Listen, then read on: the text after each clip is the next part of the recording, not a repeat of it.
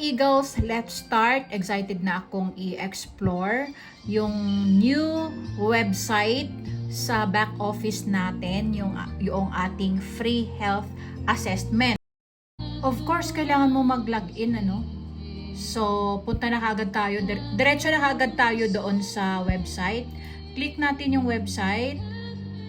Tapos makikita mo yung dinagdag na website dyan, bukod sa mga landing page natin, sa retail site natin. Ito, my free health report site. Click this and you will see this. Wow! Welcome to my free health report. Unlock your personalized health assessment. It's free and could change your life.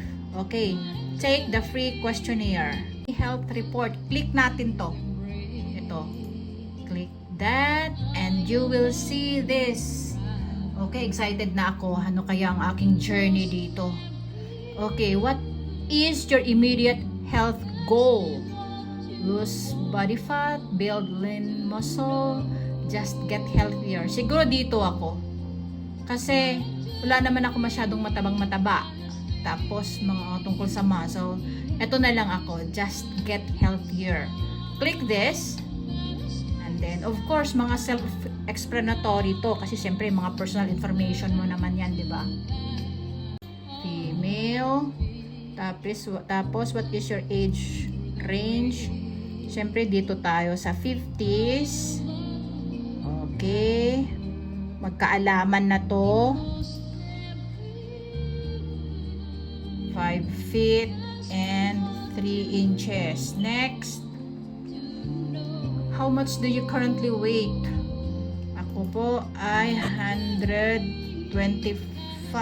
Uy, 1,250. 125 pounds. Next. How active are you? How many hours per week do you exercise? Per week ka? So, per week, nagsusumba ako and I considered it as a good exercise. Ito lang ako. 1 to 3 hours. Ay, mali. Sorry. Ganyan, i-back mo lang pag accidentally na-press mo yung maling information. So, balikan ko siya kasi how many hours per week do you exercise? Then, next, when you exercise, how hard do you work? Dito lang ako. Yan. Kasi syempre, mas kilala mo ang sarili mo, diba? Kailangan, guys, maging honest tayo dito kasi nakadepende yung results at saka recommendations dito ni Dr. Ryan, for our own benefits as far as our health is concerned. Maganda itong ginawa ni Livegood. When not exercising, do you often have shortness of breath? No?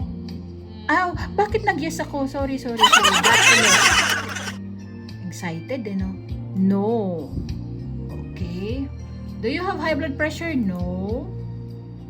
Have you been diagnosed a diabetes or pre-diabetes? Di pa naman, no. Very healthy tayo at 57, thanks God. Do you have a family history of heart disease? No rin. Do you poop every day? Yes. Do you suffer from a low appetite? Never. Masarap kumain parati. Do you wake up often to urinate? Di naman. So, no pa rin. How are your typical energy level? I'm always tired. Night, afternoon, stable energy throughout the day. Dito siguro ako. Afternoons lang. Do you eat a lot of sweets? Sometimes. Let's move forward. How much protein do you consume each day? How much protein do you consume each day? Hindi ako masyadong I have no idea kasi ayoko magbigay ng ng exact hindi ko alam.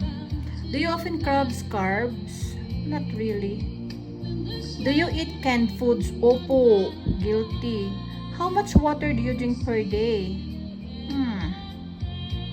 Dito. Palainom ako ng tubig eh. How often do you drink alcohol? Never. More than one drink per day socially. O socially na lang. Socially. Hindi naman totally wala. Okay, socially. Do you smoke? No. How many hours of sleep do you average per night? Per night. Dito tayo guilty kasi mahilig tayo magpuyat. Siguro 5 to 6 lang hours ang sleep. Ang mga networker. So natapos ko na yung questionnaire pero hindi ko siya lahat maipapakita kasi ni-squeeze lang natin into 15 minutes yung video na to. So para makapag-proceed na tayo sa result. Hey, congratulations on taking the first step to a healthier you. Then, get my results. I-email din yung results no? Excited na ako, so I want to get my results. So, get my results. Yoo-hoo! Welcome to my website. So, ito na yung ating results. I think the same information na in-email, so or gusto nyo bang i-try ko? Kasi sinubukan ko kanina sa asawa ko, the same information email andito So, ayan na yung mga information. Si Dr. Ryan yan na napakabait, yung ating formulator. Your overall health score is 66. Oh, not bad. Based on your response, your health score is 66. This is good news for 2 reasons.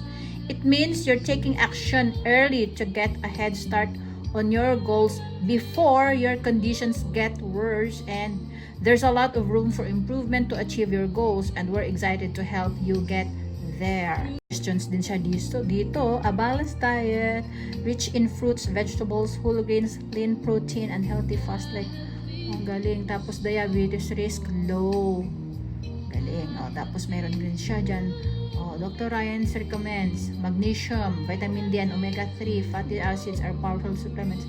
Yun, yung ating daily essential pack. Suggestion, maintain a healthy diet, exercising regular. Exercise talaga, no? Metabolism, good. Ayan, tapos may suggestions din siya dito. Ang galing, no? Tapos si Dr. Ryan recommends there are many supplements that can help boost metabolism. Ito yung mga products pala ng Livegood products. Isa-suggest din niya. Ang galing. Sleep 5 to 6 hours.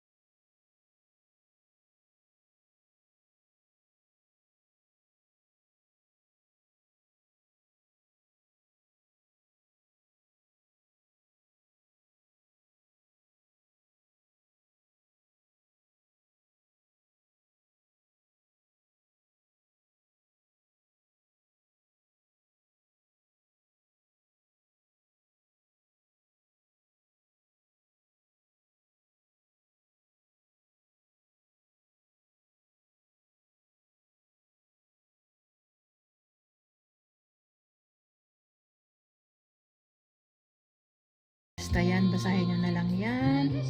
Open natin to. Yun! Ready to get healthier? Your personalized plan starts now. You've made the commitment. Now, let's turn that into real results with a plan tailored specifically for you. Your personalized wellness plan for optimal health. Get started today. What's this first? Your customized game plan.